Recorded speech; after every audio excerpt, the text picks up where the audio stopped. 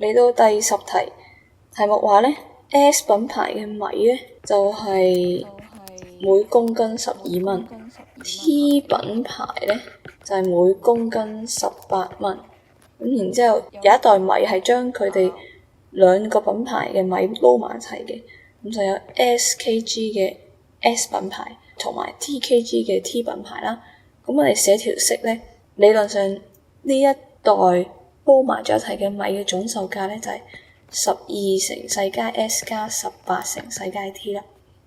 咁然之後題目又同我哋講話喎，原來撈埋一齊之後嘅米咧係每 kg 16蚊。咁我哋一共有幾多 kg 啊？咁就係細 S 加細 T 咁多 kg。咁然之後我哋拆個括號，再將啲 T 嘅 terms 擺晒左邊啦，然之後將 S 嘅 term 擺晒去右邊，我哋就會得到 2T 等於 4S 呢一條式。咁所以咧 S 比 T 就會等於1:2啦。所以答案係 A。